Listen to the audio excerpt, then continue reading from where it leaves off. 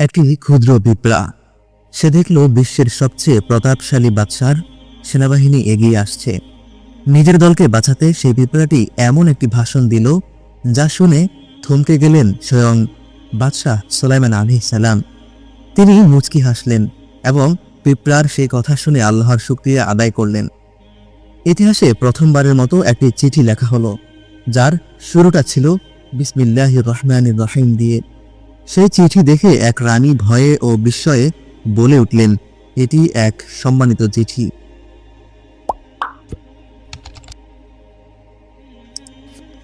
আসসালামু আলাইকুম। শানে নজুল সিরিজের ২৭তম পর্বে আপনাদের স্বাগতম। আজ আমরা জানব সূরা আন-নামল নিয়ে। নবীজি সাল্লাল্লাহু আলাইহি ওয়াসাল্লাম কি আগে থেকে চিঠির শুরুতে বিসমিল্লাহ লিখতেন, নাকি এই সূরা নাজিল হওয়ার পর নিয়ম পাল্টে যায় এবং কিয়ামতের আগে মাটি ফেটে যে অদ্ভুত প্রাণীটি অর্থাৎ দাব্বাতুল আরদ বের হবে তার কাজ কি আসলে? চলুন সূরা আন-নামলের প্রধান ৫টি বিষয় নিয়ে আলোকপাত করি। বিষয় ১, চিঠির শুরুতে বিসমিল্লাহ লেখার প্রচলন। আয়াত ৩০। আমরা এখন যে কোনো ভালো কাজের শুরুতে বা চিঠির শুরুতে বিসমিল্লাহির রহমানির রহিম লিখি, কিন্তু ইসলামের শুরুতে এমনটা ছিল না।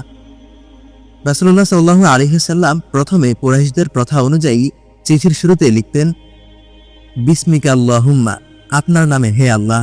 এরপর যখন সূরা হুদের ৪১ নম্বর আয়াত নাজিল হলো তখন তিনি লেখা শুরু করলেন বিসমিল্লাহ।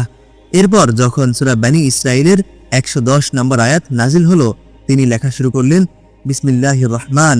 অবশেষে যখন সূরা নামল এর ৩০ নম্বর আয়াত নাজিল হলো যেখানে সুলাইমান আলাইহিস সালাম রানী বিলকিসকে চিঠি লিখেছেন, ইন্নাহু মিন সুলাইমান ওয়া ইন্নাহু বিসমিল্লাহির রহমানির রহিম, নিশ্চয়ই এটা সুলাইমানের পক্ষ থেকে এবং নিশ্চয়ই এটা দয়াময় পরম দয়ালু আল্লাহ তাআলার নামে। তখন থেকে রাসূলুল্লাহ সাল্লাল্লাহু আলাইহি ওয়াসাল্লাম চিঠিপত্রের শুরুতে পূর্ণাঙ্গ বিসমিল্লাহির রহমানির রহিম লেখা শুরু করেন এবং এটি সুন্নাত হিসেবে প্রতিষ্ঠিত হয়। বিষয় ২, অদৃশ্যের জ্ঞান একমাত্র আল্লাহ তাআলার কাছেই। আয়াত ৬৫। মক্কার গণক বা জাদুকররা দাবি করত তারা ভবিষ্যতের খবর জানে। তাদের সেই ভণ্ডামি ফাঁস করতেই এই আয়াত নাজিল হয়। আরবের মুশরিকরা মনে করত জিনেরা এবং তাদের পুরোহিতরা গায়েবের খবর জানে। বৃষ্টি কবে হবে, কার ভাগ্যে কি আছে, এসব তারা বলে দিতে পারে। আল্লাহ তাআলা তাদের এই ধারণা চূর্ণ বিচূর্ণ করে ধর্তহীন ভাষায় আয়াত নাজিল করলেন, বলুন আল্লাহ ব্যতীত আকাশমণ্ডলী ও পৃথিবীতে কেউই অদৃশ্যের জ্ঞান রাখে না। সূরা আন-নামল আয়াত ৬৫। এমনকি আয়েশা রাদিয়াল্লাহু তাআলা আনহা বলেন, যে ব্যক্তি দাবি করে যে মুহাম্মদ সাল্লাল্লাহু আলাইহি ওয়াসাল্লাম আগামীকাল কি হবে তা জানেন, সে আল্লাহ তাআলার উপর মিথ্যা অপবাদ দিল। সহিহ বুখারী।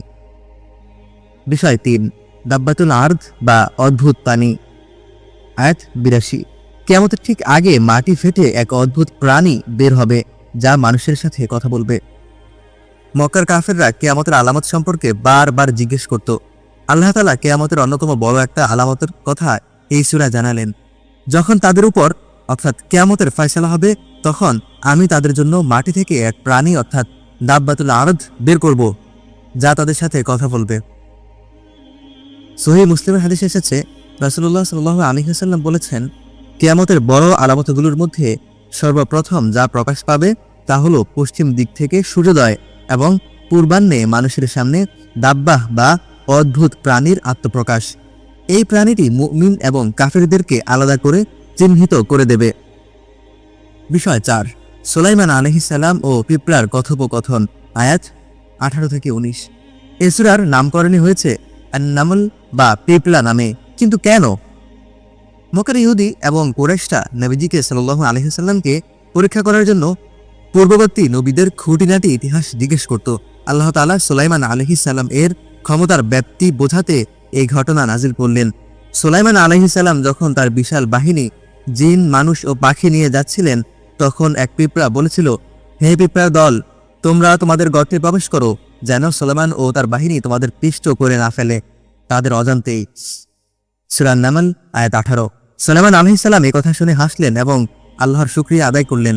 এই ঘটনা মক্কার কাফেরদের বুঝিয়ে দিল যে নবীদের ক্ষমতা সাধারণ রাজাদের মতো নয়, তা আল্লাহর দেওয়া এক বিশেষ মুজিজা। বিষয় ৫, কাফেরদের হেদায়েত না পাওয়ার কারণ। আয়াত ৮০ থেকে ৮১। কিছু মানুষকে আপনি যতই বোঝান তারা সত্য মানবে না। কেন? রাসূলুল্লাহ সাল্লাল্লাহু আলাইহি ওয়াসাল্লাম মক্কার কাফেরদের হেদায়েতের জন্য খুব পেরেশান ছিলেন। তিনি চাইতেন সবাই ঈমান আনুক, কিন্তু আবু জাহেলদের গোলামি দেখে তিনি কষ্ট পেতেন। আল্লাহ তাআলা নবীজিকে সান্ত্বনা দিয়ে বললেন, আপনি চাইলেই মৃতকে শোনাতে পারবেন না বা অন্ধকে পথ দেখাতে পারবেন না। নিশ্চয়ই আপনি মৃতদের শোনাতে পারবেন না এবং বধিরদেরকেও আপনি আহ্বান শোনাতে পারবেন না যখন তারা পিঠ ফেরে চলে যায়। আয়াত ৮০। অর্থাৎ যাদের অন্তরে তালা লেগে গেছে তাদের পেছনে সময় নষ্ট করে নিজেকে কষ্ট দেবেন না। সূরা আন-নামল আমাদের শেখায় একজন মুমিন যতই শক্তিশালী বা ক্ষমতাবান হোক না কেন, তার আচরণ হবে সুলাইমান আলাইহিস সালামের মতো বিনয়ী।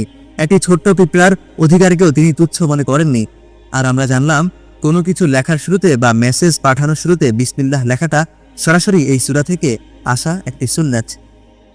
ইনশাআল্লাহ আগামী পর্বে আমরা কথা বলবো সূরা আল কসস নিয়ে। মুসা আলাইহিস সালাম এর মা কিভাবে তার সন্তানকে নদীতে ভাসিয়ে দিলেন এবং কারুন কেন তার বিশাল ধনভাণ্ডার সহ মাটির নিচে দেবে গেল, সেই শিক্ষণীয় ঘটনা জানতে আমাদের সাথেই থাকুন।